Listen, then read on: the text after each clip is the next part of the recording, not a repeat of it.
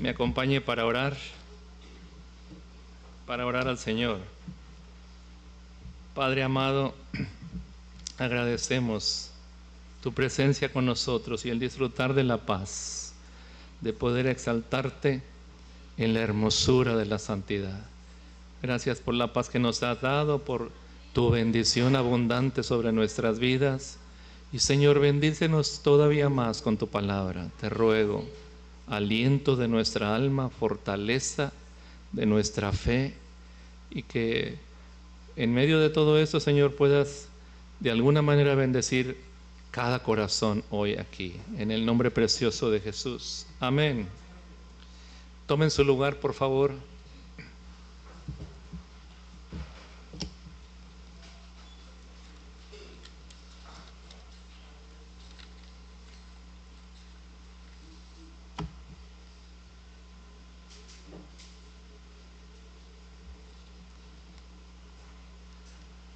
Antes de empezar a compartirle la palabra hoy, necesito quien me ayude a repartir unas hojas. Por favor, una por familia, y luego si quedan, pueden darse algunas más a quienes deseen, que puede ser más de una por familia enseguida. Es un compendio de la serie que estamos llevando, Nuestro Legado, y que son en realidad 10 convicciones bíblicas que cada hombre cristiano debe enseñar a su familia para guiarla y formar hijos piadosos, apartados del mal y poderosos en espíritu. Y hemos avanzado ahí hasta el punto 4. El número 1 dice: solo Dios es soberano, dueño y señor de mi vida. Lo vimos al inicio. Él tiene un triple derecho sobre mí, como creador, como redentor, como sustentador. Número 2, la Biblia, por ser la palabra de Dios, es mi máxima regla de fe y conducta. Y 3, mi matrimonio es un compromiso para toda la vida, un pacto entre Dios, mi cónyuge y yo. La semana pasada vimos el número 4, mi cuerpo es el templo del Espíritu Santo y no debe ser contaminado por los deseos de la carne y la influencia de este mundo. 2 domingos anteriores vimos. Y el número quedaron. ¿Alguien más quiere? ¿Alguien más desea? Puede levantar la mano y Osvaldo le dará una más, que puede compartir con su esposo, con su esposa, con un vecino, con su suegra, con alguien que usted desee. Hoy vamos a ver el número 5. Número 5. Y es: mi dinero es un depósito que Dios me ha confiado y he de ganarlo y administrarlo conforme a los principios bíblicos. Y yo sé que este es un tema que no es muy popular ni muy deseado en estos días, pero la razón es por tanto, iba a decir una palabra, la voy a decir, tanto malviviente y vago que abusa de eso. Por supuesto que sí.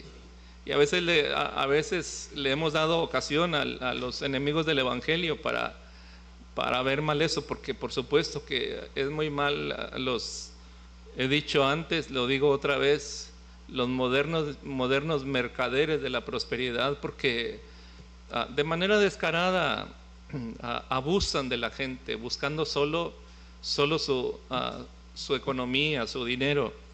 Pero independientemente de ello, hermano, la Biblia sí nos enseña, la Biblia nos habla de esto, de la forma de administrar nuestros recursos, y entonces lo que es el propósito al tocar este tema es que nosotros aprendamos a manejar lo que Dios nos ha dado. Amén. No es que hoy vamos a levantar una colecta ni nada parecido en absoluto.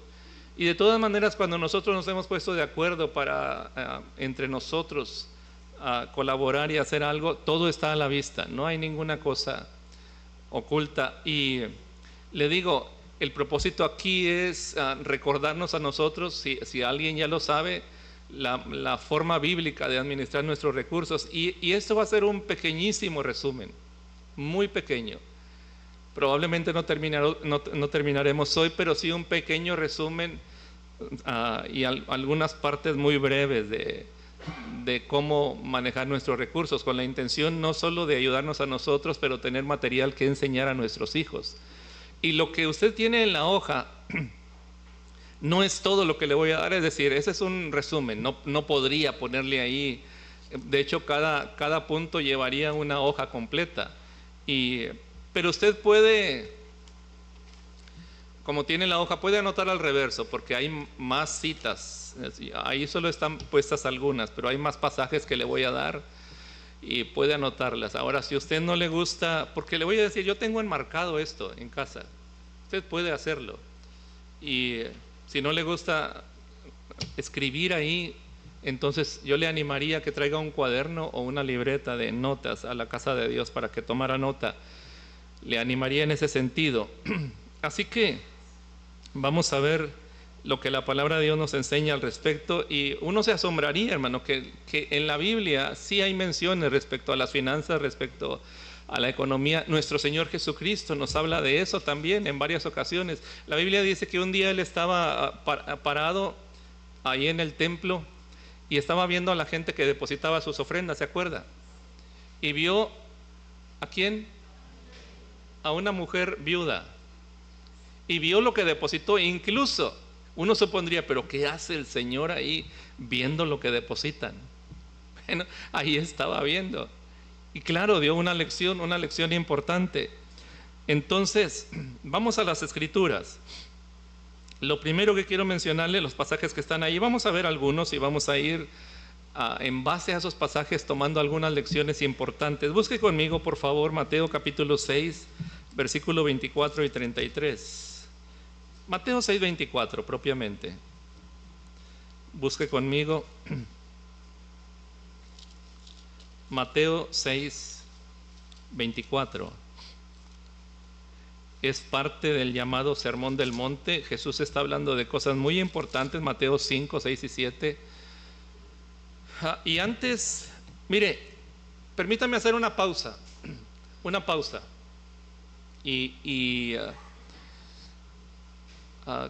Para que se concentre en esto. La semana anterior, las iglesias del norte iniciaron un tiempo de ayuno y oración por la confraternidad, por la situación de las iglesias en toda la denominación.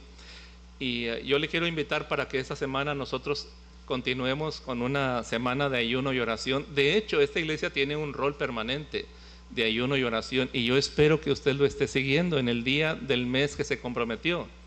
Pero aún así, si no estuviera sucediendo esto, quiero animarle a que nos unamos en esta semana en un tiempo de ayuno y oración. Así que mientras avanzo en el mensaje, le pido que piense qué día de esta semana podría usted dedicar al ayuno y a la oración, especialmente.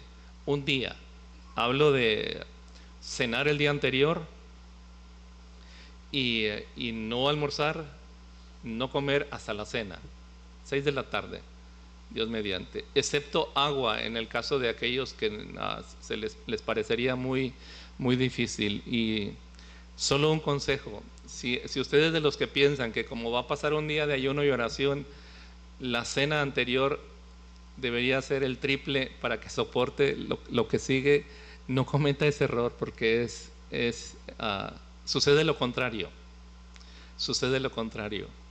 Si piensa que eso le va a ayudar y a usted le espanta el pensar no voy a almorzar y le entra el pánico y todo eso, no lo haga. Y todo es normal y no pasa nada. De hecho, al cuerpo le ayuda. Así que ahí está la invitación al finalizar. Entonces le preguntaré para no tardarnos, pero se lo menciono ahora para que vaya pensando, ¿verdad? Y no huya. No, eso ya fue broma. Pero esa es la idea, hermanos, que esta semana nos ocupemos en un tiempo de ayuno y oración, y especialmente le diré, no solo por las iglesias de la denominación, por nuestro seminario, que es una oración permanente que tenemos, no solo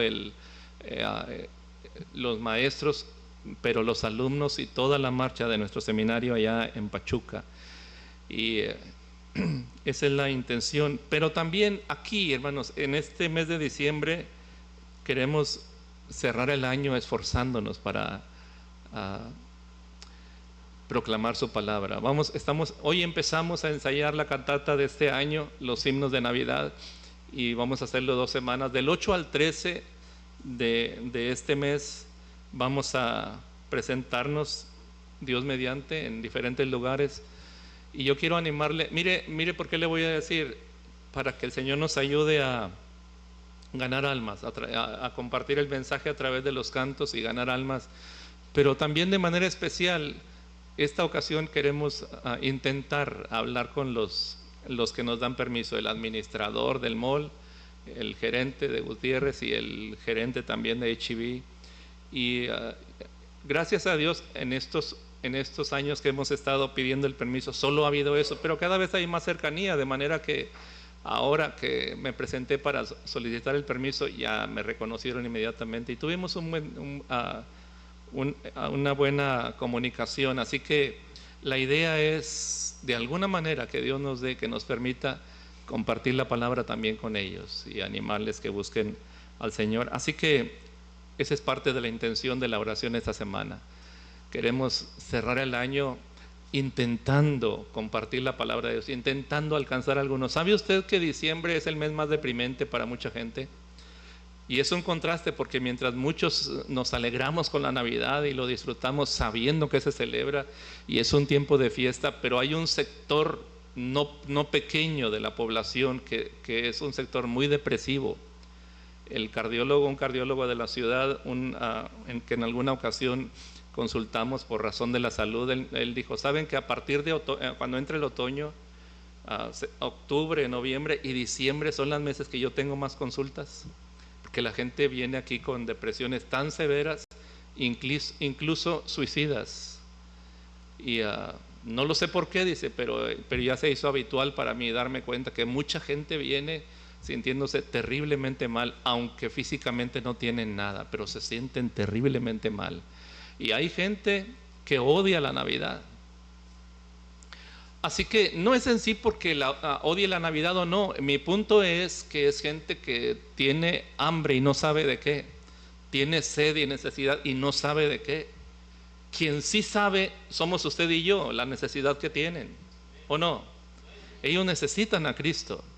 Ellos necesitan la fuente de agua viva que la mujer samaritana encontró un día por la tarde y no sabía que lo necesitaba. Y Jesús le dijo, si tú supieras quién es el que te dice dame de beber, tú le pedirías y él te daría agua de vida. Él sació su sed y es la misma fuente de agua que la gente hoy necesita. Así que ayúdenos a orar por eso, porque la iglesia es el instrumento de Dios para una sociedad tan necesitada como la nuestra, especialmente en estos días. Amén. Cerremos el paréntesis y continuamos con el pasaje. Mateo 6:24. Se lo leo, sígame con su vista ahí, por favor. Ninguno puede servir aquí a dos señores, porque o aborrecerá al uno y amará al otro, o estimará al uno y menospreciará al otro. No podéis servir a Dios y a las riquezas. Quiero decirle dos cosas en este pasaje, porque tengo muchos, entonces voy a hacer comentarios breves sobre cada uno que nos van a enseñar. La versión antigua de la Biblia, la versión antigua, no sé si alguien la leyó o si alguien la tiene, pero dice, no podéis servir a Dios y a Mamón, que era el dios de las riquezas en la cultura griega y romana, y era un ídolo. Y la parte interesante, aun cuando usted no supiera que había un ídolo dedicado a eso, porque tenían especialistas, ¿verdad? Había el dios del vino, el dios había la diosa de la fertilidad, había la diosa del amor, Afrodita, Venus, y había dioses de todos, y Mamón era el dios de las riquezas. Le presentaban ofrendas cuando alguien quería obtener riquezas, por supuesto, pero aun si usted no supiera eso o no lo creyera, mire qué interesante que al final del texto dice no podéis servir a Dios y a las riquezas, pero al inicio del texto dice ninguno puede servir ¿a quién? A dos señores. ¿Qué significa esto? Que así como Dios es Señor, cuando alguien su Dios son las riquezas, se convierte en su Señor, en un ídolo. Y no se puede, mientras se trata de servir a Dios, servir a las riquezas, porque tarde o temprano sucede esto que dice aquí: aborrecerá al uno y amará al otro, o estimará al uno y ¿qué? Menospreciará al otro. Al paso de los años, ¿sabe usted? Por ejemplo, yo he encontrado casos de gente que de repente se ausenta de la casa de Dios, y entonces cuando más adelante le pregunto, ¿te hemos extrañado en la casa de Dios? No te hemos visto, ¿qué ha sucedido? Es que he tenido que ir a trabajar. Y un día le pregunté a alguien de ellos, ¿y te obligan? Porque yo sabía que su descanso era el domingo. ¿Y te obligan? Y dice, no, realmente no. Y entonces dice, pues me lo pagan triple. No más comentarios. ¿Ya se da cuenta? No podéis servir a Dios o a las riquezas, porque amará al uno y menospreciará al otro. ¿Sabe lo que implica la palabra menospreciar? Divídala. Menosprecio vale menos para ti, significa menos.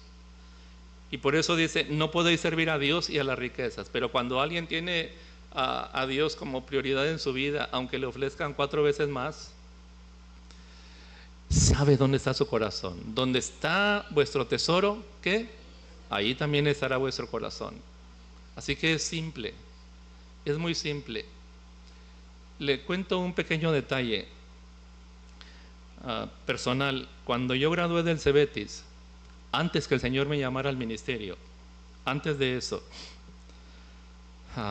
yo tenía un deseo de estudiar para ser maestro de escuela, para ser profesor, pero eso no fue posible, porque la escuela normal estaba en Saltillo y no teníamos parientes en Saltillo, ni tenía mi familia dinero, ni yo tampoco para sostenerme fuera de la ciudad, así que esa idea quedó relegada. Y entonces, mientras consideraba aquí posibilidades de dónde seguir estudiando mientras trabajaba, se abrió una oportunidad de trabajar. Empecé a trabajar en el Cebetis y empecé a buscar dónde podía estudiar al tiempo que trabajaba, y una de las opciones era la FIME. Pero cuando fui y vi los horarios, eso significaba, no sé si los horarios sean todavía, pero de 6 a 10. Así que había oportunidad de trabajar, salir del trabajo, ir a comer y entonces ir a la escuela. Pero era todos los días, de lunes a viernes, de 6 a 10. Y entonces los domingos también había que hacer reuniones para las tareas, porque como la mayoría era un sector que trabajaba, entonces los estudiantes se reunían sábados y domingos para sacar sus tareas y proyectos de la escuela. Cuando yo pensé en eso y lo puse en la balanza, ¿sabe? El detalle es que la iglesia donde yo estaba en Betania teníamos cultos todos los días, de lunes a sábado. Teníamos misiones como acá, había misiones y había actividades en la iglesia, y el sábado para jóvenes y todo eso. Y para mí la evaluación fue muy sencilla. Entrar a estudiar la facultad de ingeniería implicaba renunciar a todo eso, incluidos muchos domingos. Quería seguir estudiando, pero el precio a pagar me pareció muy alto, así que lo rechacé. Quería ser un profesionista, pero lo rechacé por esa razón, y bendigo el nombre de Dios por ello, porque después de eso fue que vino el llamamiento de parte de Dios de una manera extraordinaria. Y entonces a Dios le plació. Pero mire, le voy a decir algo, hermano. Más allá de si a usted tiene un llamamiento o no, la intención de contarle este testimonio es que cuando usted pone en la balanza, ok, voy a estudiar, voy a tener una profesión que probablemente me permita ganar más dinero, tener mejor economía, pero el precio es renuncia casi totalmente a tu vida en la iglesia, a tu servicio en la iglesia. ¿Te parece poco? A mí no me pareció poco, me pareció excesivo. Así que llega el momento donde depende de lo que está en tu corazón como más valioso. No puedes servir a Dios y a las riquezas, porque llega el momento como una Y donde o amará a uno y va a menospreciar al otro. La palabra menospreciar aquí es muy adecuada porque es menosprecio, te parece menos valioso. Donde está tu tesoro, ahí estará tu corazón. Y padres, enseñen esto a los hijos, ¿qué tiene más valor? Y les va a ayudar mucho a enseñarles qué tiene más valor cuando lo plasma a la luz de la eternidad. Es a la luz de la eternidad, hermano. ¿Qué tiene más valor? Eso está en Mateo. Vaya conmigo a un pasaje más, capítulo 13 y verso 22. Mateo 13, 22.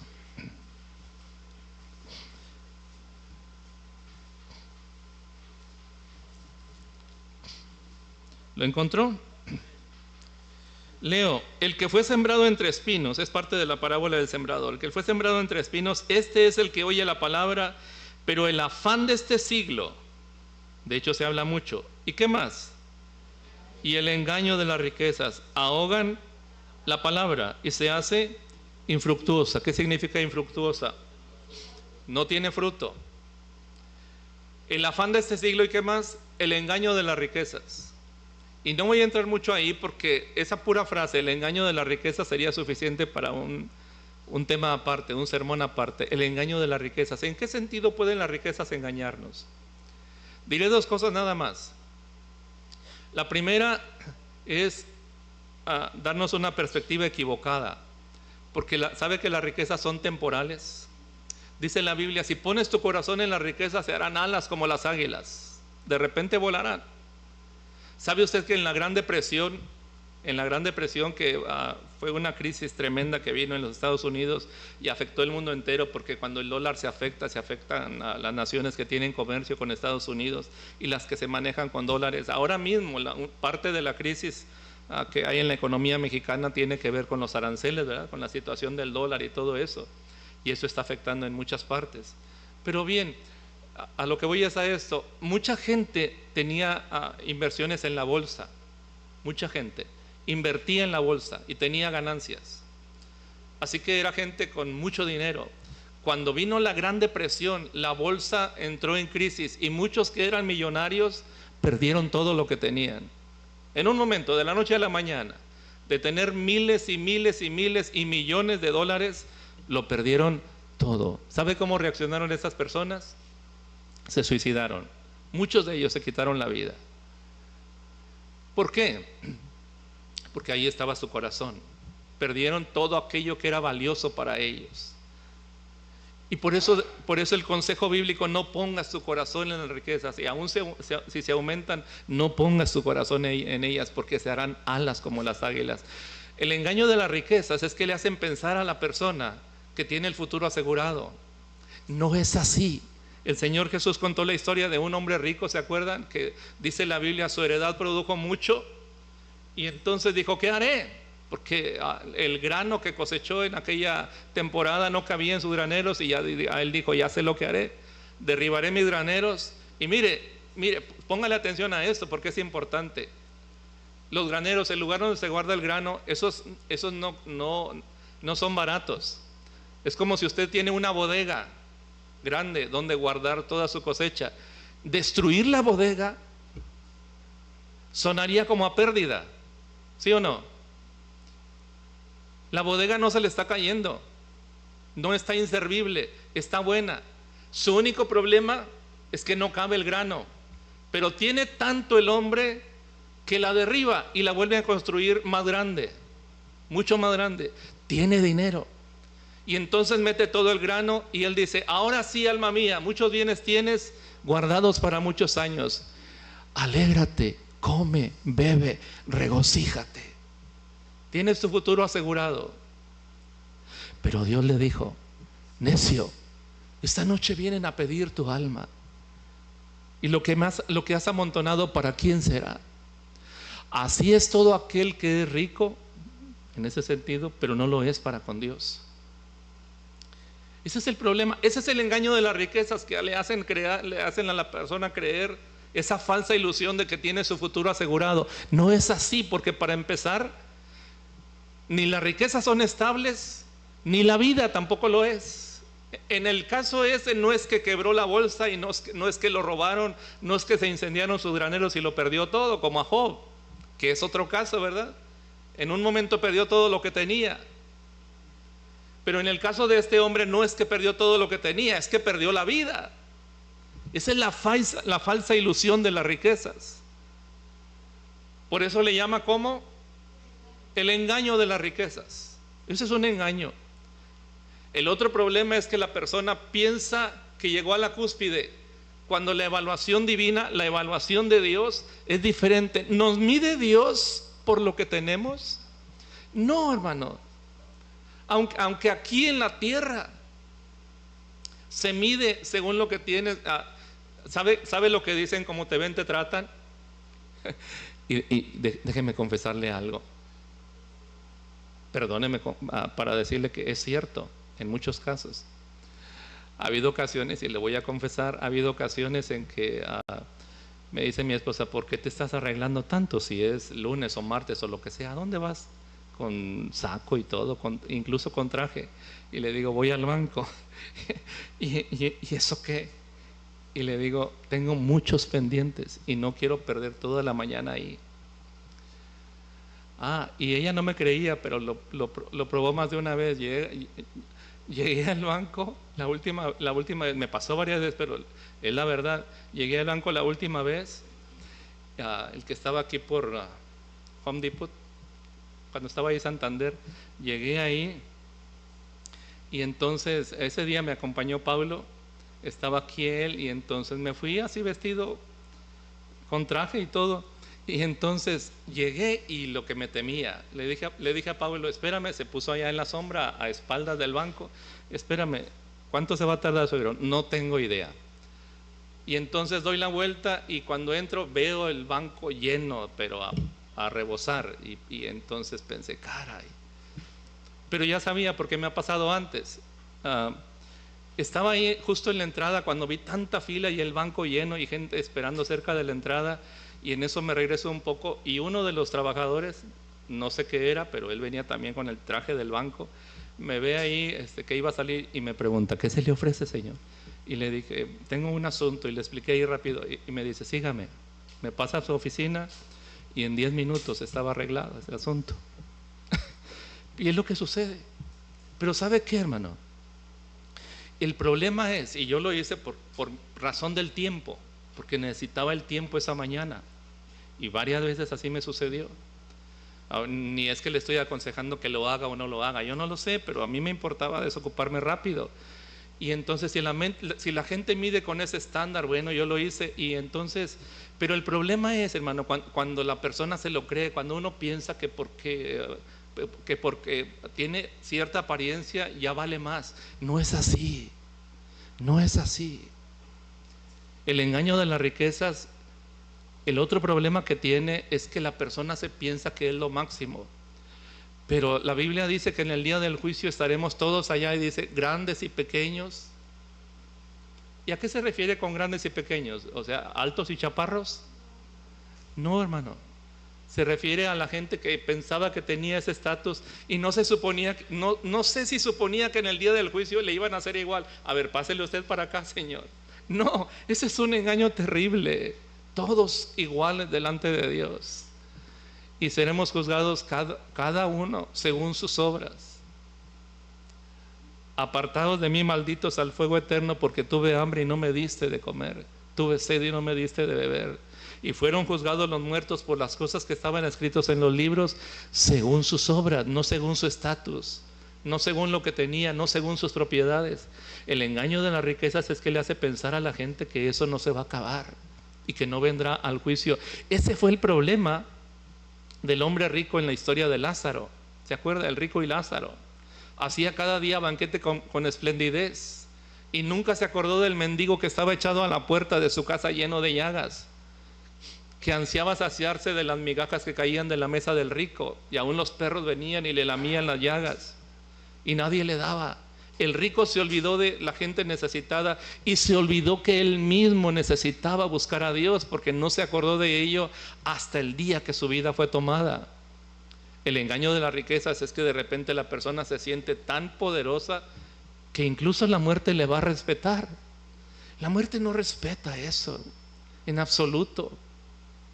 El otro engaño de las riquezas es que las personas, cuando van en pos de las riquezas, piensan que cuando tengan lo suficiente van a ser felices.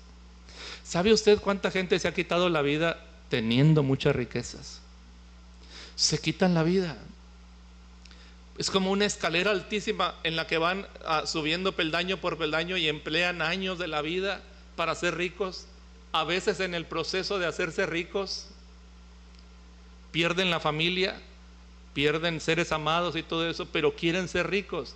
Y solo para llegar al fin del edificio y darse cuenta que la escalera estaba apoyada en el edificio equivocado, porque se dan cuenta que pensaban que iban a ser felices y resultó que no. No fue así.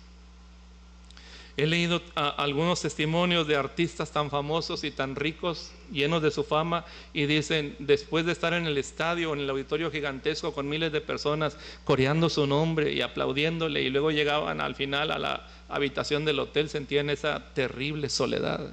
Estaban solos. Porque las riquezas no sacian. El engaño de las riquezas es hacerle pensar a la persona que si lo consigue va a ser feliz, y no es así. Así que dejaré eso, porque como le dije, podría pasar mucho tiempo ahí, pero son conceptos básicos que debemos de sembrar en nuestros hijos. Amén. Y nosotros mismos también considerarlos. En 1 Timoteo capítulo 6, versículos 6 al 10, vaya allá por favor. 1 Timoteo 6, del 6 al 10. Este es un pasaje muy bonito que deberíamos saber de memoria. Sería un buen ejercicio aprenderlo de memoria y enseñarlo a los hijos de memoria. ¿Lo tiene? 1 Timoteo 6, 6 al 10. Léanlo conmigo, por favor. Pero gran ganancia es la piedad, acompañada de contentamiento, porque nada hemos traído a este mundo y sin duda nada podremos sacar.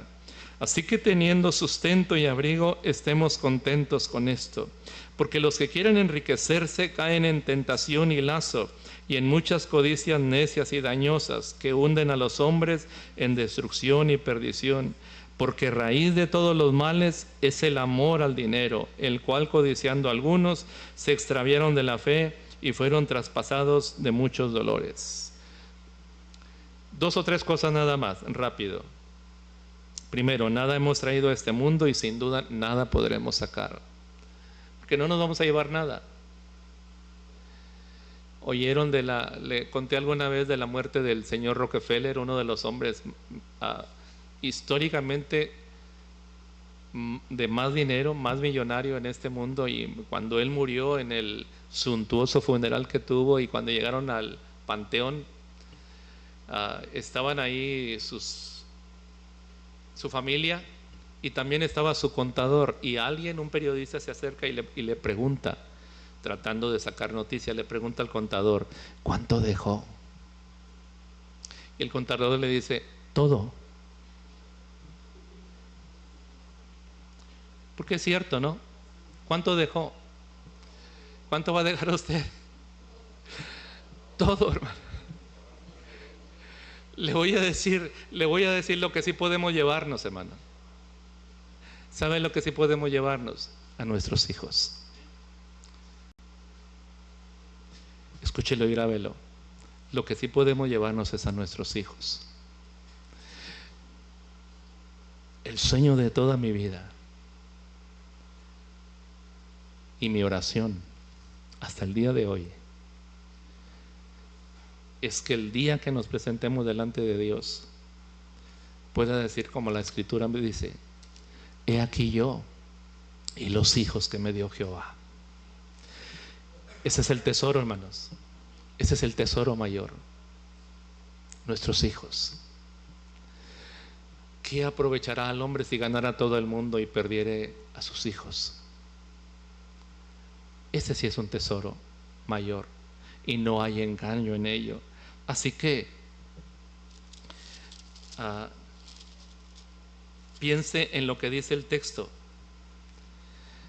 Nada hemos traído a este mundo y sin duda nada podremos sacar, refiriéndose naturalmente a cosas materiales. Pero lo otro, así que teniendo sustento y abrigo estemos contentos con esto. Ojo aquí, para que no nos equivoquemos. Esto no es el sustento de la mediocridad. Esto no tiene que ver con que si tienes un puesto no aspires a más. Esto no tiene que ver con que si tienes un trabajo donde apenas sobrevives no aspires a más. El Señor nunca ha estado en contra de las aspiraciones, hermano. Hace años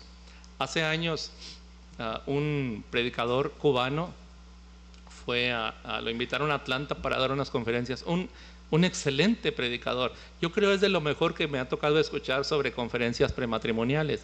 Y lo invitaron para eso a la ciudad de Atlanta. Y entonces llegó con sus maletas, llegó al hotel que le habían reservado los que lo invitaron. Llega al hotel y trae sus maletas y entonces se baja del taxi y salió uno de los empleados del hotel, un botones le llaman, y entonces le dice, ¿le puedo ayudar? Claro que sí. Entonces era un hombre de edad, no sé la edad que tenía, pero un hombre mayor, y entonces lo acompaña al elevador y mientras van subiendo, porque era un edificio de varios pisos, para hacer plática, el hermano le dice, el predicador le dice, ¿cómo te llamas? Y el hombre le da su nombre y dice, ¿y cuántos años tienes aquí trabajando? Y le dice, 30 años. Oh. ¿Y qué has hecho en esos 30 años aquí? Dice, esto mismo. Y entonces el hermano, ya después terminó la plática con él y todo eso, le agradeció, le dio su propina, pero después en la conferencia dice, 30 años de botones, en 30 años, hermano. Yo empiezo de botones, pero luego, ¿cuál es la palabra? Se me fue. Cuando solicitas algo, otro puesto. Sí, pero hay una palabra, como meter una solicitud. Aplicar, esa es la palabra. Aplico para, no sé, la cocina y luego para jefe de cocina. En 30 años yo soy gerente del hotel, dice el hombre, porque era un hombre listo. ¿Cómo te vas a pasar 30 años haciendo lo mismo cuando puedes ascender y cuando eso apenas te da para sostener a tu familia? ¿Sabe qué, hermano? Le diré algo. En la Biblia Dios le dijo a su pueblo, ¿sabe qué voy a decir? Delante de los reyes estarás. ¿Has visto hombre solícito en su trabajo? ¿Qué dice? Delante de los reyes estará. Y otra cosa que le dijo a su pueblo, te pondré por cabeza y no por cola. Dios no está peleado con eso, hermano. De hecho, si lo reflejamos a Él siempre hace las cosas de manera excelente, hermano. Siempre lo hace así. Y cuando el Espíritu de Cristo está en nosotros, no es, perdónenme que se lo diga, pero no tengo otra palabra, no es un espíritu mediocre. Así que no se conforme con poco cuando puede alcanzar mucho. Pero lo que el pasaje nos enseña es que no te corroa la codicia, que no te quite el sueño, la ambición, el problema, porque incluso aquí dice raíz de todos los males es el amor al dinero. No es el problema el dinero, es el amor al dinero, porque Abraham tenía muchas riquezas, pero le fueron tropiezos sus riquezas. No, en absoluto, no eran tropiezo para él. Por eso Dios no le pidió las riquezas, le pidió otra cosa. Pero hermanos, el problema no es el dinero, el problema es el amor al dinero. El problema no es el tener, el problema es cuando ese tener nos convierte en gente codiciosa o avariciosa. No es el problema querer ascender, el problema es cuando eso te quita la paz, cuando te quita el gozo, cuando te quita el contentamiento. A eso se refiere cuando teniendo sustento y abrigo estemos contentos con eso. En el camino a procurar ascender y ser mejores y tener un mejor trabajo, no pierdas el gozo ni el contentamiento. Disfruta el viaje. ¿Ni qué? Exacto, ni las prioridades. Gracias. Así que de eso se trata. Este no es un pasaje que apoya el hecho de no, pero ¿para qué voy a solicitar? Siendo lavaplatos toda la vida me voy a contentar. No, aspire a algo mejor, porque su familia lo merece. Y porque Dios nos ha dado su Espíritu Santo, hermano, y eso incluye nuestra mente. Dice la Biblia, Él te da el poder de hacer las riquezas también. De Él proviene. Así que en la medida que Dios le permita la inteligencia y la capacidad, aspire a más. Por supuesto que sí. Mire, me voy a adelantar, pero más adelante la Biblia en el libro de Proverbios pone como ejemplo a la hormiga. Vean la hormiga. Oh perezoso, mira sus caminos y sé sabio, que no teniendo capitán, ni gobernador, ni señor, trabaja en el verano y junta lo necesario para ¿cuándo? Para el invierno. El invierno no hace eso. ¿Qué hace la hormiga en el invierno? Disfruta. Es un símbolo del ahorro. Así que no nos confundamos con eso. Aquí es un pasaje que habla del contentamiento. Contentamiento. Gran ganancia es la piedad acompañada de contentamiento. Ese es el asunto. Mientras vamos avanzando, mientras vamos creciendo, aprende a estar contento. No diga, cuando tenga tantísimo dinero, hasta entonces estaré contento. ¿Qué tal y el viaje le sorprende a la mitad de la vida con que ya se terminó su viaje y nunca pudo estar contento? Así que de esto habla el pasaje. No es que apoya la mediocridad o un espíritu pusilánime. Así que no nos confundamos. Vamos al libro de Proverbios, capítulo 3, versículo 9 y 10. Proverbios 3, 9 y 10. Proverbios 3, 9 y 10.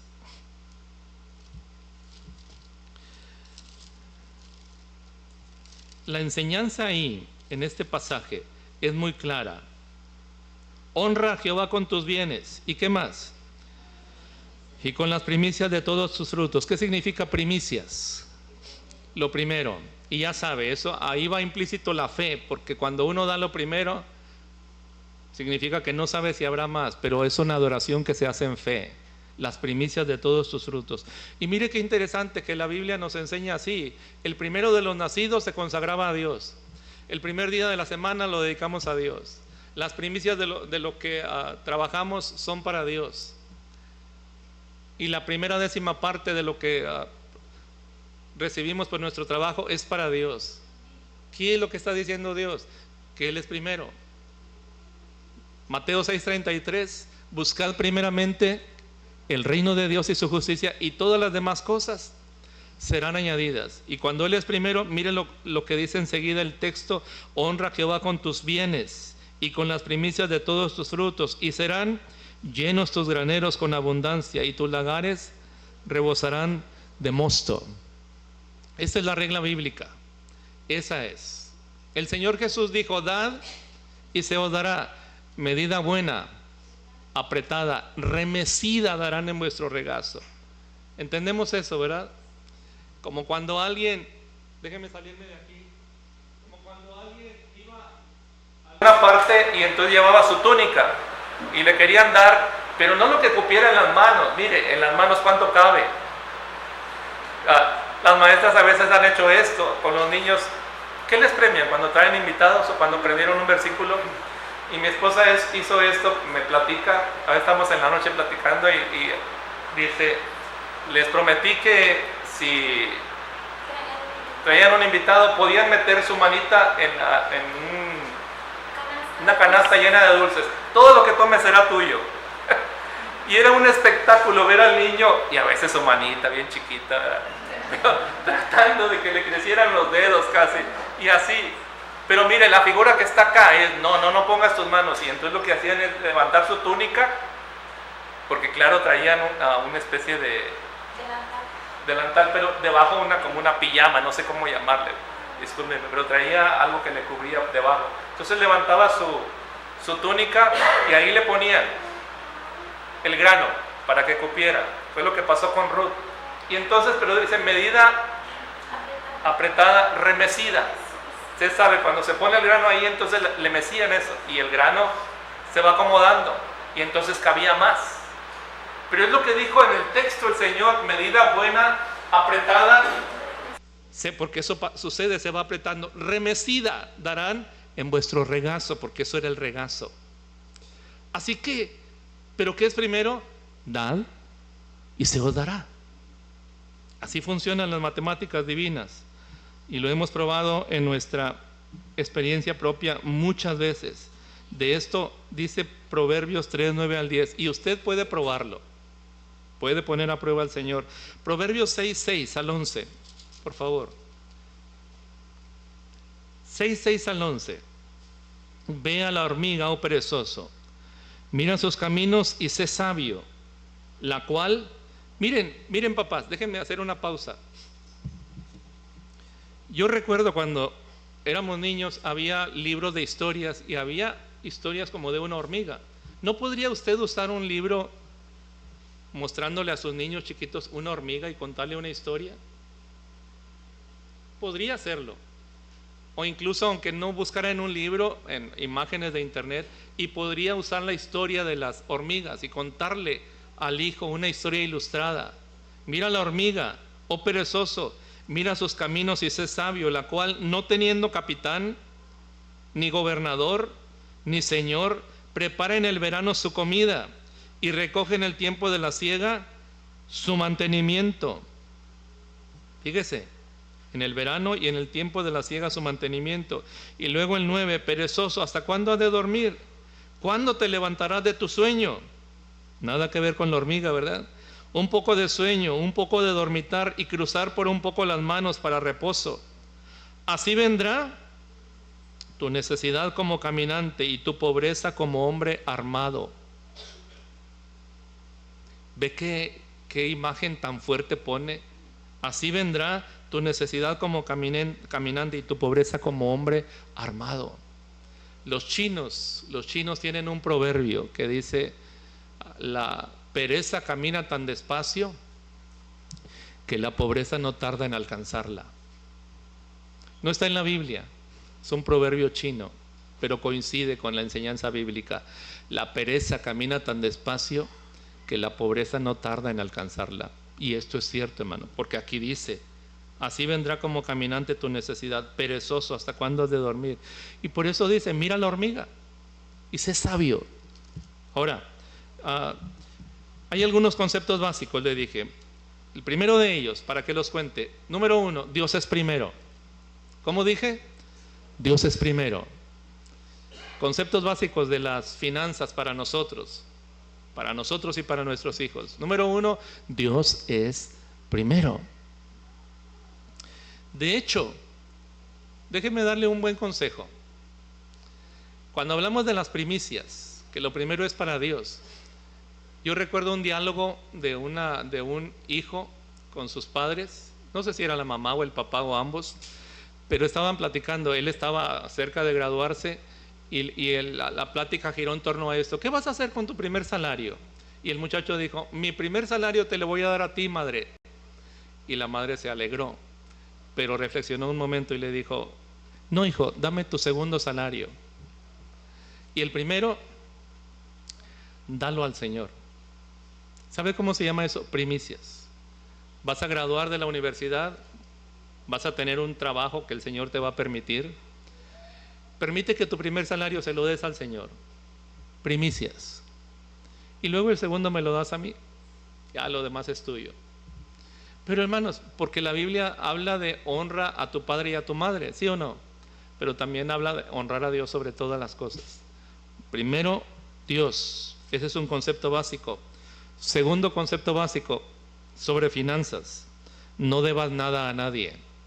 No debas nada a nadie. Romanos 13 dice, búsquelo conmigo por favor, Romanos 13, 7 y 8. No debáis nada a nadie. Pero dice algo más, y quiero que lo vea en su propia Biblia.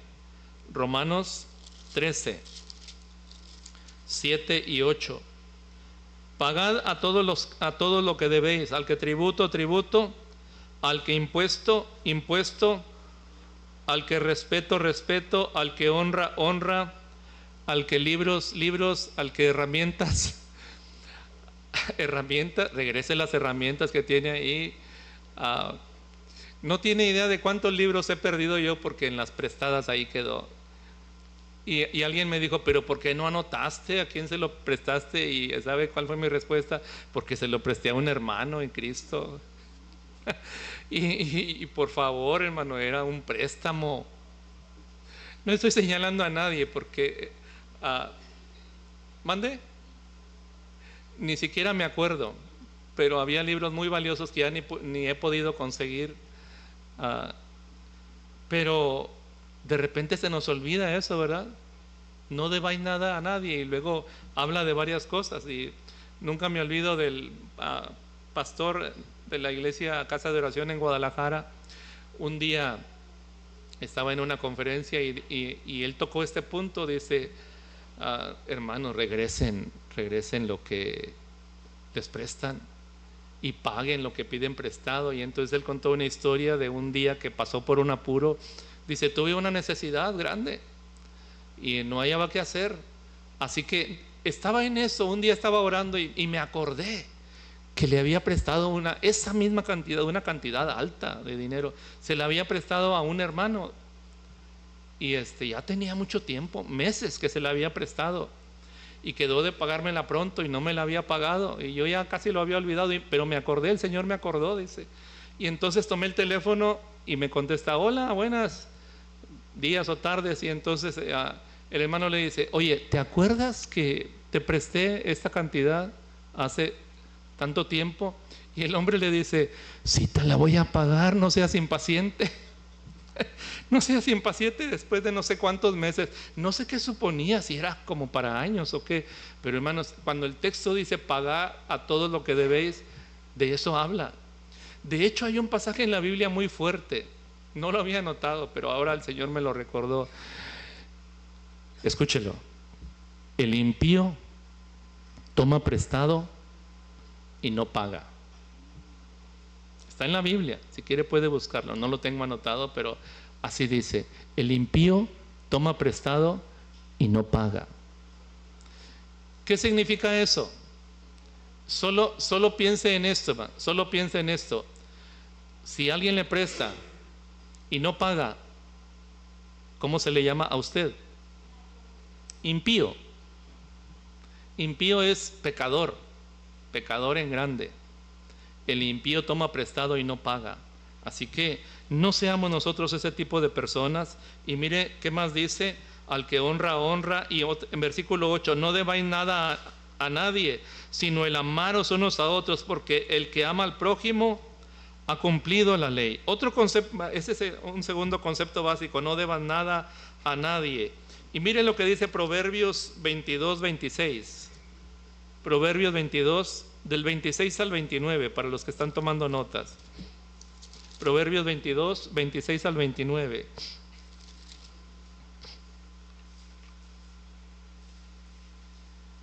¿Ya lo encontró? No seas de aquellos que se comprometen, ni de los que salen por fiadores de deudas. Si no tuvieres para pagar, ¿por qué han de quitar tu cama de debajo de ti? No traspases los linderos antiguos que pusieron tus padres. ¿Has visto hombre solícito en su trabajo? Delante de los reyes estará, no estará delante de los de baja condición. Ahora, ¿de qué habla este pasaje?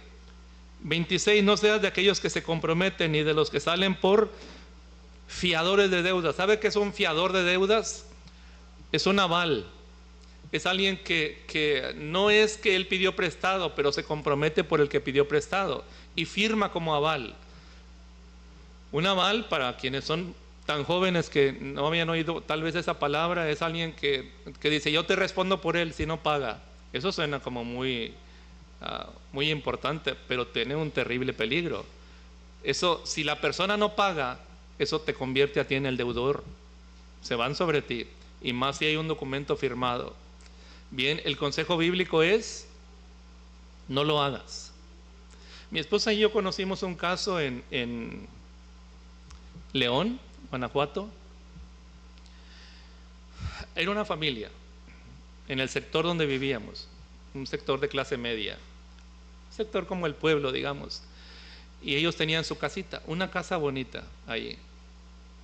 Y entonces el hombre trabajó toda su vida, ya era un hombre adulto, todavía trabajaba, no sé qué edad tendría él, pero ya pasaba de los 60 fácilmente.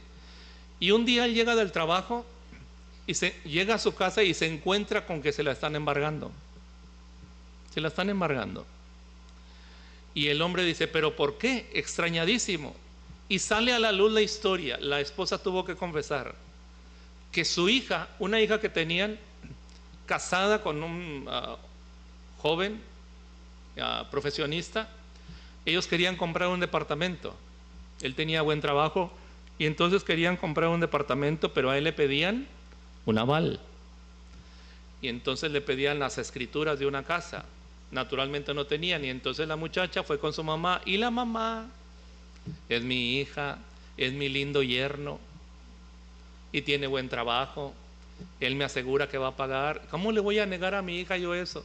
Pero para no hacer enojar al papá, que no se entere el papá.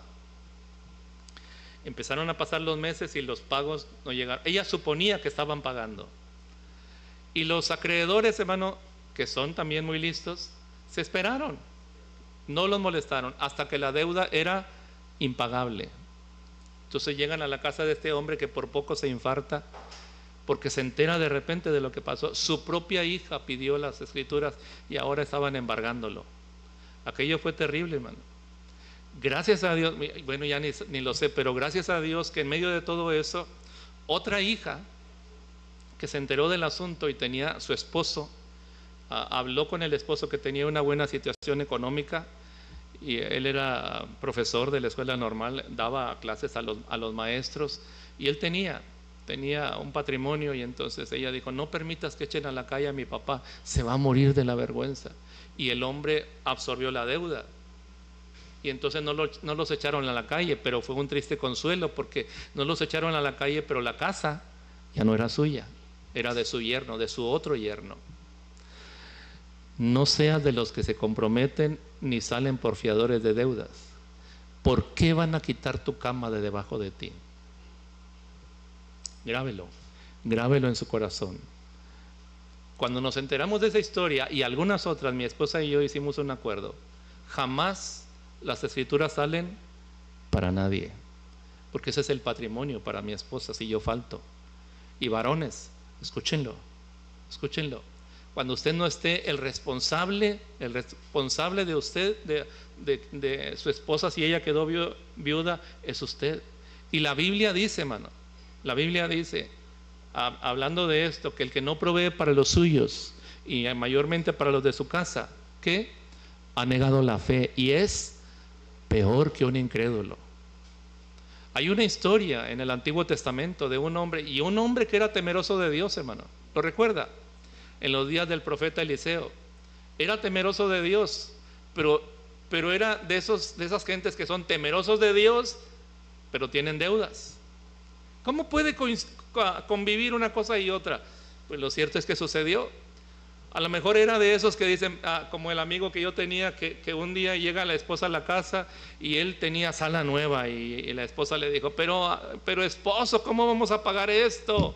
Si no tenemos dinero, vivimos al día. Ten fe, mujer, ten fe. Cuando nos enteramos de esto, la fe no aplica, hermano. Cuando la Biblia dice, no entres en deudas, y cuando dice no salgas por fiadores de deudas, no entra ahí, porque entonces, ¿por qué diría el pasaje de Proverbios? Si haces esto, pueden venir a quitar tu cama de debajo de ti. ¿Por qué la Biblia nos advierte de eso? Porque puede suceder.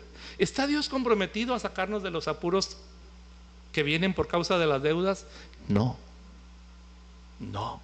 está comprometido, porque Él nos advirtió en su palabra. Lo aprendimos a la mala, hermanos. No lo aprenda usted a la mala, porque ya está escrito en su palabra. Y dice, no traspases los linderos antiguos que pusieron tus padres. ¿Saben cuáles eran los linderos antiguos? Linderos son límites. Los linderos era, mi terreno es de aquí hasta allá, y ponían cercas. A veces no tenían para cercar todo de madera o de otra cosa, y por lo menos ponían como alambre de púas y esas cosas. O a veces solo marcaban con cal o hacían algo, pero marcaban los linderos. Son límites de la propiedad. No traspases los linderos que pusieron tus padres. ¿Cuáles eran los linderos que ponían los papás? Cuando alguien tenía un antojo, quería algo y el papá no tenía, ¿sabe qué decía el papá? No hay. Hasta que se inventaron las tarjetas de crédito. Con las trampas de los comerciales de todo con el poder de su firma. Ojo con eso. Huye de las trampas terribles de la publicidad. Pero aquí, hermanos, el punto es, este hombre piadoso, mire, la regla sería simple, hermanos, las reglas que pusieron nuestros padres. Si tienes, compras. Si no tienes, te aguantas. Una de las formas para nosotros de darnos cuenta que Dios está de acuerdo con el gasto es cuando Él proveyó. Dice la Biblia En otra historia que contó el Señor Jesucristo, ¿quién de ustedes queriendo edificar una torre, qué hombre hay que quiere edificar una torre, no se sienta y calcula qué? A ver si tiene lo que necesita para el enganche. Para el enganche, no dice eso.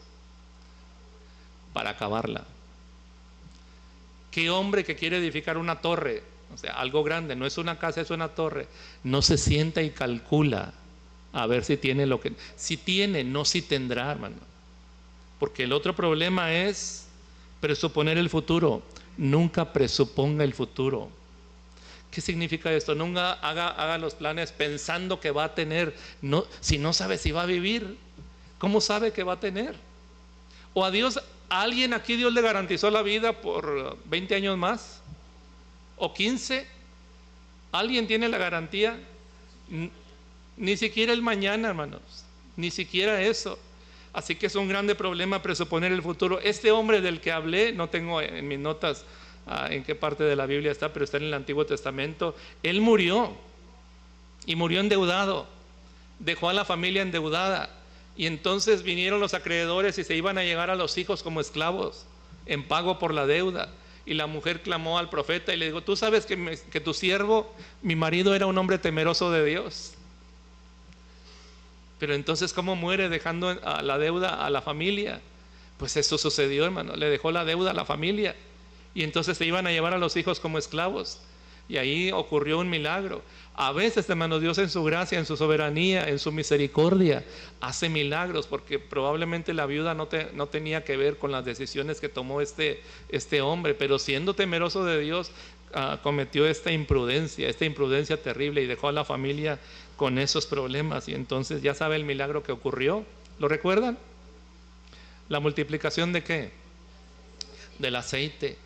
Pero la historia que no debemos dejar pasar por alto es el error de este marido, de este varón. Presupone que va a tener para pagar y no sucedió así.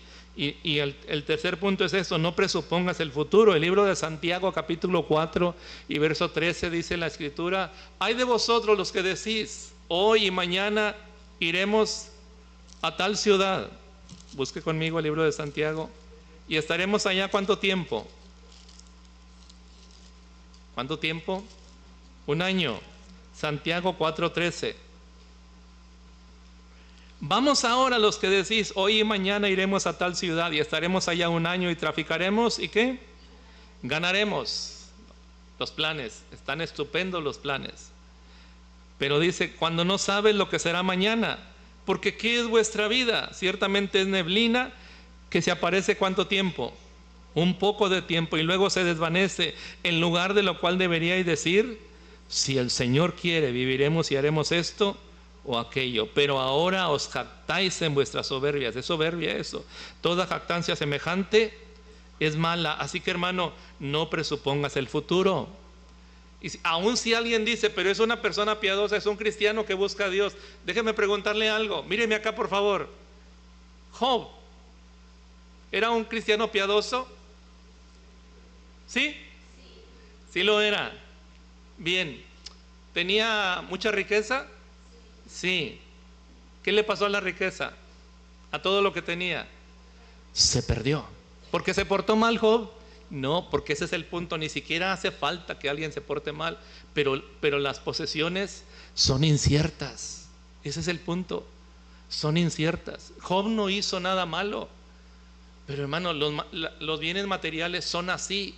Son inseguros, a veces están y a veces no están. Ni siquiera es que él se metió en deudas, ni siquiera es que cayó en pecado, ni siquiera es que hizo una mala inversión, ni siquiera es que quebró la bolsa. Vinieron y lo robaron y luego perdió la salud. ¿Piensa usted que el caso de Job será único en la vida? No, hermano, puede sucederle a más personas. No des el futuro como cierto. No presupongas el futuro. Es lo que se le dijo al rico insensato del que hablábamos al inicio: necio, esta noche vienen a pedir tu alma y lo que has amontonado, ¿de quién será? No presupongas que el futuro es largo y amplio. Así que la cuarta cosa: a veces Dios permitirá días difíciles, hermanos. A veces Dios permitirá días difíciles. Nadie dijo amén. Bueno, tal vez no es para decir amén, pero es bíblico, es cierto. Ahora, hace algunos años, iba manejando y iba escuchando Radio Manantial. Y a veces se oye la señal y a veces se pierde, pero en la parte donde iba escuchando estaban los dos, un hombre y una mujer, hablando ahí de los días. No sé cuál era el tema, pero hubo un momento donde la mujer dijo: es que no hay días difíciles, no hay días malos, todo depende de tu estado de ánimo, de cómo lo enfoques. Ahora entiendo la intención de la dama, es cierto, si una persona anda malhumorada, entonces es como el que salió de la casa y dijo: ¿cómo huele a queso toda la casa? Y luego se subió al carro y porque el carro también huele a queso. ¿Por qué huele a queso el carro? Y luego llegó a la oficina y también la oficina olía a queso, y ya sabe que él se manchó los bigotes de queso y no se limpió bien. Y entonces es cierto que a veces una persona amargada todo le parece malo, coincido con eso, pero más allá de eso, hermanos, en una situación normal sí es que hay días difíciles, hay días adversos. ¿Por qué lo digo? Porque la Escritura lo dice, hermano. Escuche: bienaventurado el que piensa en el pobre, en el día malo lo librará Jehová. Eso dice. Acuérdate de tu Creador en los días de tu juventud, antes que vengan los días malos y lleguen los años en los cuales digas: no tengo en ellos contentamiento. Hay días así, hermano, hay días difíciles, como los días que Dios le permitió pasar a Job. ¿Qué dice el libro de Eclesiastés? Capítulo 7. Vaya allá conmigo, por favor. Eclesiastés capítulo 7, acerca de esto. Habla de días malos y días buenos, pero mire lo que nos enseña el sabio Salomón, inspirado por el Espíritu Santo. Eclesiastés capítulo 7, versículos 13 al 15. ¿Lo tiene? Mira la obra de Dios, porque ¿quién podrá enderezar qué? Suena como medio raro, ¿verdad? ¿Quién podrá enderezar lo que Él torció? ¿Cómo que Él torció algo? Bueno, así está escrito.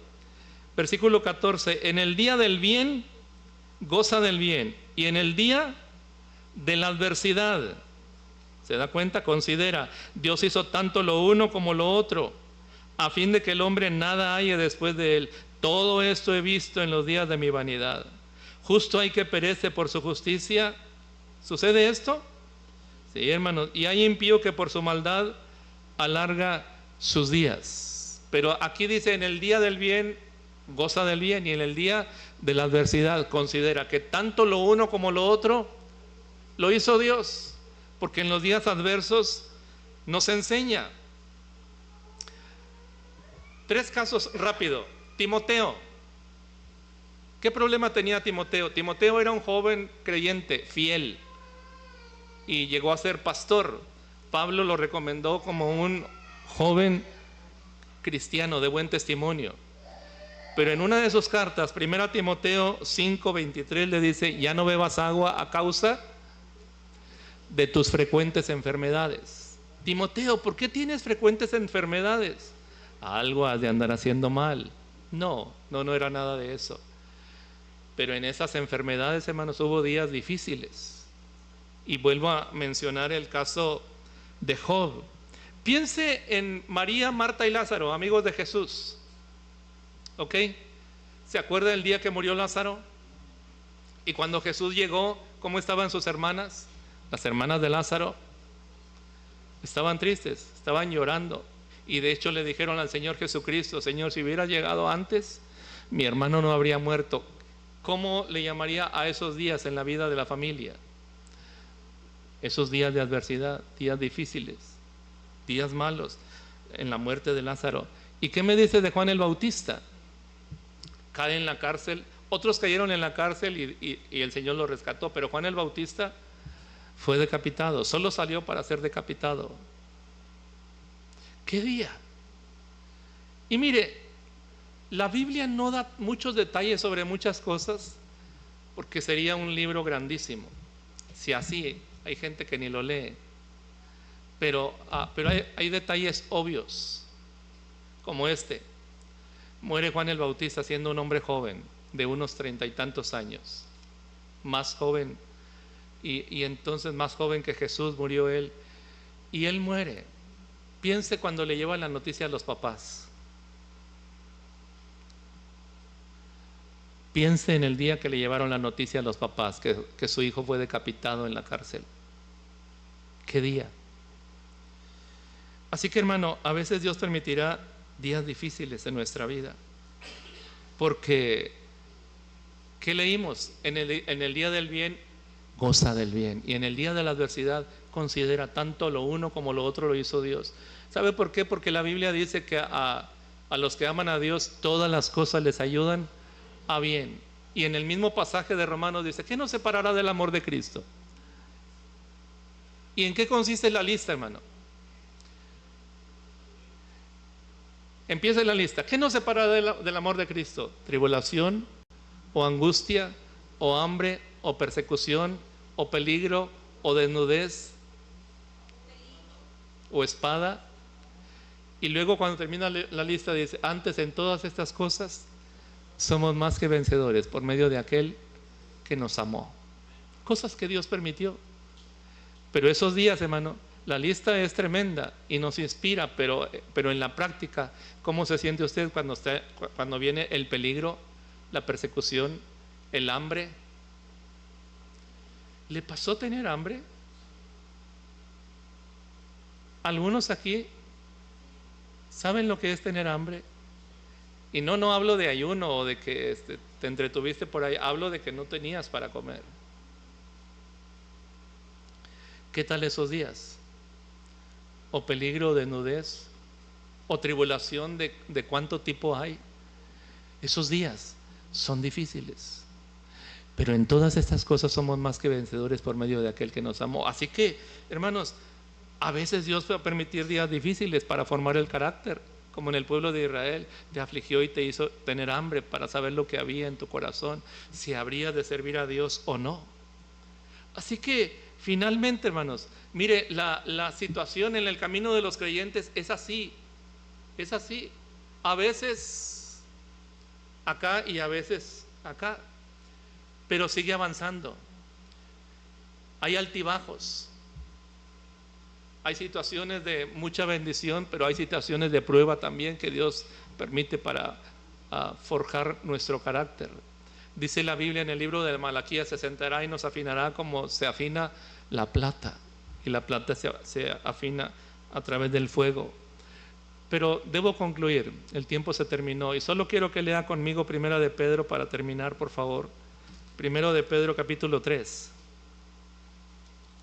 Ahí nos vamos a detener. Primera de Pedro, capítulo 3. Hemos hablado de finanzas, de principios básicos. Número 1, Dios es primero. Número 2, no debas nada a nadie. Número 3, no presupongas el futuro. Y número 4, a veces Dios permitirá días difíciles. Pero terminemos con este pasaje de Primera de Pedro, capítulo 3, versículo 8 en adelante. ¿Lo encontró?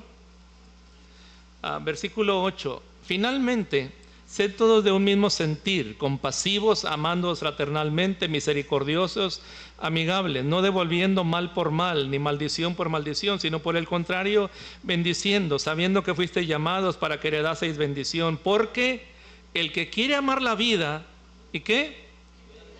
¿Se da cuenta? Ver días buenos. Bueno, hay algo que podemos hacer. Refrene su lengua de mal, y sus labios no hablen engaño. Apártese del mal y haga el bien, busque la paz y sígala, porque los ojos del Señor están sobre los justos y sus oídos atentos a sus oraciones, pero el rostro del Señor está contra aquellos que hacen el mal. ¿Y quién es aquel que os podrá hacer daño si vosotros seguís el bien? Mas también, aquí está, si alguna cosa padecéis por causa de la justicia, bienaventurados sois. Ahí habla de los días difíciles. Por tanto, no os amedrentéis por temor de ellos, ni os conturbéis, sino santificad a Dios el Señor en vuestros corazones, y estad siempre preparados para presentar defensa con mansedumbre y reverencia ante todo el que os demande razón ¿De qué? De la esperanza que hay en vosotros, teniendo buena conciencia, para que en lo que murmuran de vosotros como de malhechores sean avergonzados los que calumnian vuestra buena conducta en Cristo. ¿Se da cuenta de qué se está hablando aquí? De personas buenas, que a pesar de conducirse bien, pasan por temporadas difíciles. Y dice, si algunos les calumnian, que sean avergonzados, porque están hablando mal de ustedes. Ahora, verso 17, porque mejor es que, mire, ¿qué dice? Padezcáis haciendo el bien, si la voluntad de Dios así lo quiere, que haciendo el mal. Lea conmigo el 18. Porque también Cristo padeció una sola vez por los pecados, el justo por los injustos, para llevarnos a Dios, siendo a la verdad muerto en carne, pero vivificado en espíritu. También Él pasó por ahí, hermano. Es el camino que nos dejó, es el camino de la vida. Y finalmente subió y se sentó a la diestra de Dios. Y Él nos dijo, vendré otra vez y los llevaré a mí mismo, para que donde yo estoy, ustedes también estén. Pero si un día vamos a terminar allá, hermanos, es siguiendo el camino que Él siguió. Y ese fue su camino. Así que, amados, estos son algunos principios básicos que tienen que ver con nuestras finanzas. Dios es primero. Él es primero. No le deba a nadie nada. No entre en deuda ni salga por fiador de deudas. No presuponga el futuro como cierto, porque es muy incierto. Y a veces Dios permitirá días difíciles para nosotros, para formar nuestro carácter. Pero en todo y por todo podemos confiar en Él. Su promesa es que estaría con nosotros todos los días hasta el fin del mundo. Y lleve su hoja, póngala ahí en su Biblia, porque ahí es donde vamos avanzando. Y usted puede añadir, enriquecer ahí, pero la idea es que lo comparta con sus hijos, que tenga devocionales y lean ahí y pueda usted comentar algo, porque los niños no van a soportar un discurso largo, pero puede ir sembrando cápsulas ahí para enseñarles. Y hablaremos más de eso si Dios nos da vida la semana próxima. Póngase de pie, por favor, para orar. Te damos gracias, Padre bendito, porque en ti podemos confiar para guiar nuestra vida. Y Padre, enséñanos para que aprendamos bien tu palabra y para que podamos transmitirla como un legado de bendición para nuestros hijos. Yo ruego, Señor, por cada varón aquí, como cabeza de hogar. Ayúdanos, Señor. Grandes responsabilidades sobre nosotros. Ayúdanos a ser una buena cabeza de hogar. Ruego por las damas aquí, como esposas, como ayuda idónea. Ayúdales para hacer eso, una ayuda idónea para su marido. Y a ambos, ayúdanos a criar bien a nuestros hijos, Señor. Y a no desmayar en esa labor de enseñarles, de modelar con el ejemplo lo que tú esperas de nosotros, Señor. Ayúdanos. Bendice a nuestros hijos, protégelos del mal. Cumples tus propósitos en sus vidas, Señor. Y en esta semana que iniciamos, nos ponemos en tus benditas manos, en el nombre precioso de Jesús.